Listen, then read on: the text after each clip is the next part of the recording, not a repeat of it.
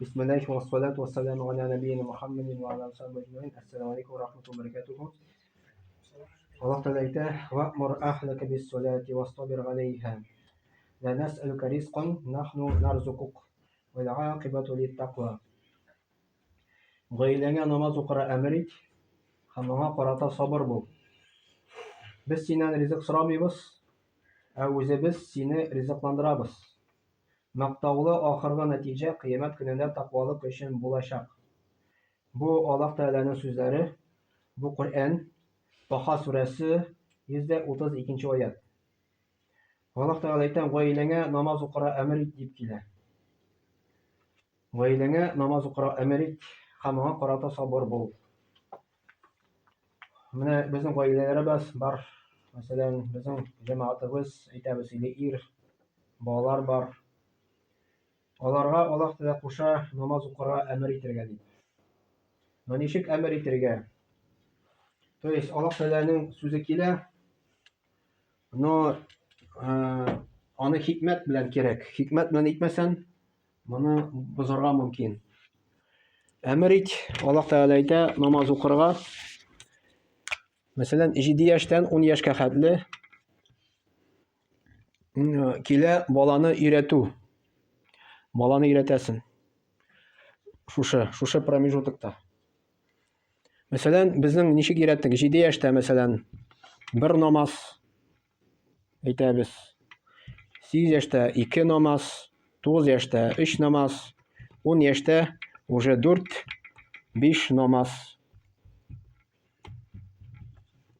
10 яшьтә уже бала 5 намаз укырга тиеш. Аннары 10 яшьтән уже Мөхәммәд пәйгамбер саллаллаху алейһи ва саллям әйтте, намаз укымаса мәҗбүри укыттырырга дип килә.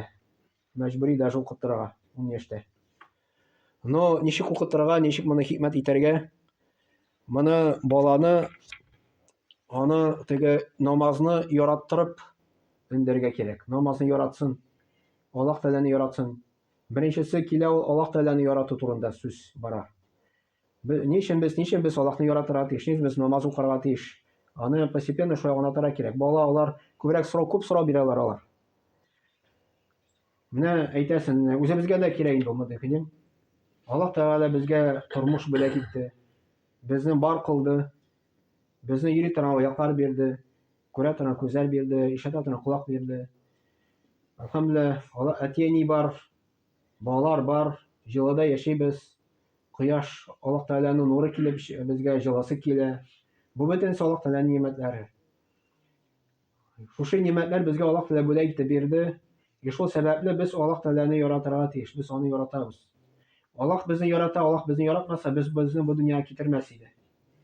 Безне яратмаса, безгә әти-әни дә бирмәс, балалар да бирмәс.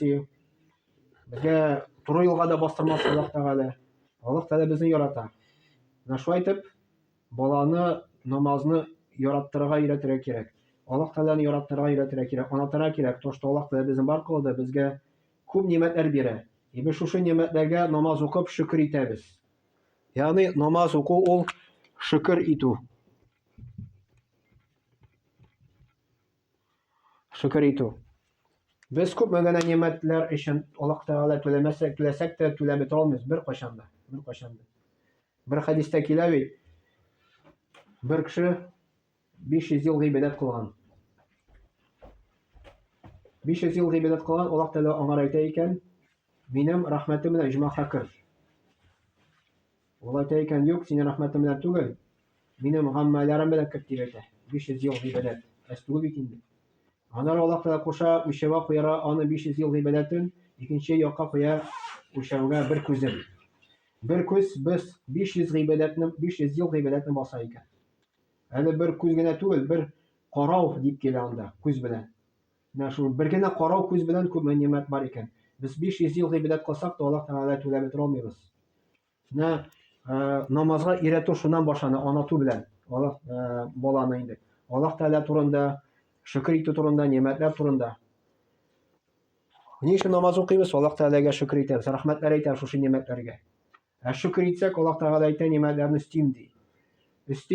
Намазга баскач, Кешенең күңел тынычлыгы барлыкка килә. Күңел тынычлыгы беренчесе. Икенчесе канәгатьлек. Икенчесе канәгатьлек. Өченчесе изгелек кылуында Аллаһның ярдәме.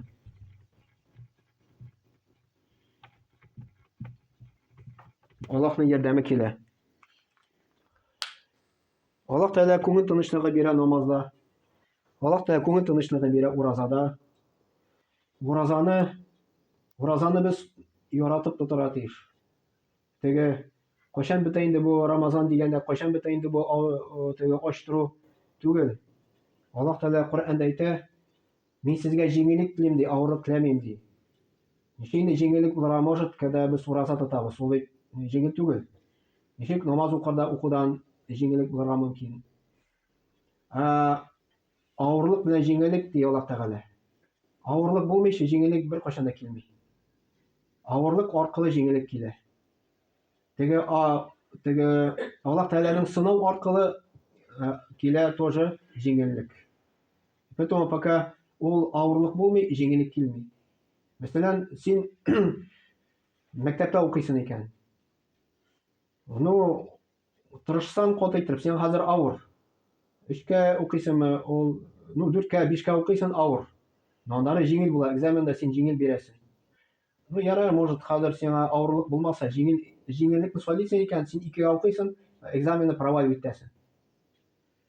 Нәкъ шулай башка әйбер буенча да чагыштырса, мәсәлән, яхшы йортта торасың килә икән, яхшы эшкә урнашып, яхшы күп итеп акча эшләп, яхшы йорт төзисең дә, аннары җиңеллеккә чыгасың. Йорт салып чыккач, җиңеллеккә чыгасың. Җиңеллек андары була. Без ураза тотып, җиңеллек теге дөньяда була. Намаз укып, безгә җиңеллек теге дөньяда була, иншалла. Шуның өчен без намаз укыйбыз, ураза тотабыз, моны яратып тотарга кирәк. Яратып намаз укырга кирәк, сөенеп инде. Сөенеп. Бу өченнән дә Аллаһ Тәгаләнең зур рәхмәте.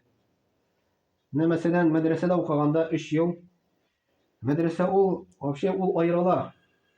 Ул башка уку йорттан. Мәсәлән, аерыла, мәсәлән, бар университет, бар мәдрәсә. Мәдрәсә 3 ел булса да, мәдрәсәдә укырга авырак. Анда еще тәрбия дә килә. Анда закрыто помещение, анда бик чыкмыйсың, атнага бер генә җибәрәләр шунда инде. Тем более бүген көндә телефонда атнага бер бирәләр. Но мәдрәсәне укып чыккач, күрәсең, бөтен самый яхшы безнең теге көннәр булган икән мәдрәсәдә уку. Мәдрәсә укыганда сизмисең. Авыр, җиңел түгел. Көн саен монда Коръән укырга кирәк, арабча укырга кирәк, җиңел түгел. Кай вакытны йокыда туймый, мәсәлән. Но укып чыгасың, беренче ел үтә, оказывается, уйлыйсың, самый яхшы көннәр булган икән бит уйлыйсың. Менә хәзер безнең Рамазан ай бара. Әлбәттә, җиңел түгел.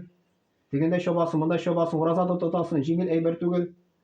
Но андары Рамазан үткәч, карыйсың, тагын Рамазан килсен инде дип, теге рәхәт булган икән дип уйлыйсың инде. Чөнки бу рәхәтлек рухи яктан. Теге тән ягыннан җиңел түгел, но рухи яктан рәхәт килә. Нәкъ шулай Хаҗ тән ягыннан җиңел түгел. Эсседә барасың, анда йөрисең, даже кай вакытны бер көнне 35 километр йөрергә туры килә, эсседә инде. Но рухи яктан бик рәхәт. Шуның өчен безнең теге бәхет дигән әйбер төшенчә бар.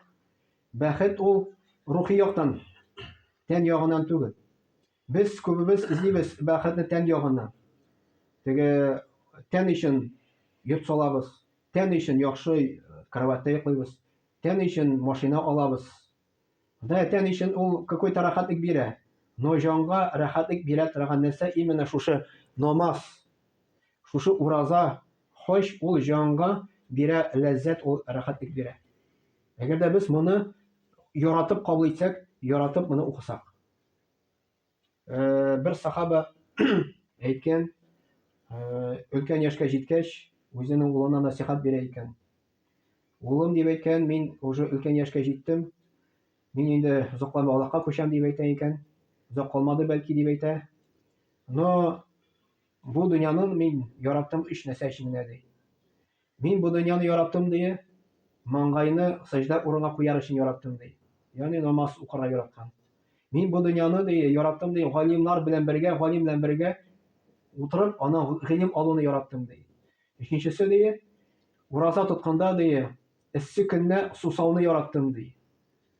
Алар уразаны яратканнар, намазны яратканнар, сәҗдә кылуны яратканнар, гыйлем алуны яратканнар. Безгә дә тырышырга кирәк шушы ураза тотуны ярату, сусауны ярату, намаз укуны ярату. Теге бер араб бар бит инде яши, теге монда Балтачта сөйләгәннәре, ул 15 ел укыган үзенең Египетта, һәр Балтачта яши. Ул араб инде. Ул сөйләгән дип әйтәләр, Египетта аларның бер укытучы булган. То есть мәчеттә имам булган инде ул. Шул хәлдә каты намазны яраткан укырга. Иртәнге намазны басалар, тон атканнан алып, кояш чыкканча 5 минут кала икән намазны тәмамлый. 2 рәкәт намазны сәгать ярым укый. Шул хәлдә каты намазны яраткан икән. Башка намазны шулай узак укыган. Хотя имамга алда басып торучы шулай узак укырга Пәйгамбәр саллаллаху не советовал, потому что артта зәгыйф кешеләр бар инде. Но намазны яраткан. Андары ул үлә. И кемнеңдер аны бер иптәшенә төшкә керә. Төштә ул аны истә түгел инде, мин могу ялгышырга. Ул аны что-то таба алмый төштә, кая эзли. Яңа әйтәләр, тегенә намаз укый ди. Карады, ул теге дөньяда баргач намазны ярата икән дип уйлады бу теге. До того теге намазны яраткан икән. Намазны без тырышырга кирәк яратырга. Не получается икән, Аллаһтан дуа сорарга кирәк. Дуа, потому что монда шайтан килә. Шайтан теләми безнең Аллаһ белән элемтәгә керү. Шайтан күп юллар итә, чтоб намазга басмасына кеше. Даже Мухаммад пәйгамбәр саллаллаху алейһи әйтте, шайтанның юллары ди, ул ди даже изгелек белән дә ала ди.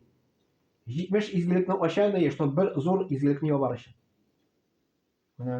Менә зур изгелек, әйтәбез намаз, индеме зур изгелек. Ул 70 юллар ача, чтобы намазга басмаска. Нинди юллар баса? Садака. Мәчеткә садака салды мәсәлән. Всё, син җмахлы буласың дип, ул шайтан сиңа вәсвәсә кылай. Намазны син укырга. Гаеткә килде намазга, гает бит инде ул изгелек. Но ул бер фарыз намазга тиң булмый, берничектә. Менә әйтә бит шайтан бит син елга 2 тапкыр йөрисең бит, син кирәк сиңа җмахлы буласың дип, шундый вәсвәсә кыла. Или мәсәлән ашлар үткәрә икән. Син аш үткәрдең бит инде, менә бит син Аллаһ юлында җмахлы дип әйтәйин. Аннары кеше намазга баса, намазда да китәләр куя. Тырыша, чтобы без намазга баскач төрле уйлар китерә, только Аллаһ белән генә связьгә кермәсен дип. И шуның өчен Аллаһ та специально куйды шайтанны намазда да аның белән көрәшергә. Чтобы ул җиңел бирелми. Җиңел бирелми Аллаһ Тәгалә белән связьгә керү. Тырышлык куйырга кирәк. Намазда да уйлар белән тырышырга кирәк шушы шайтанның уйларын читкә алып, Аллаһ турында гына уйларга, иншаллах. Субханак ва бихамдик, ашһаду ан ла илаха илля анта,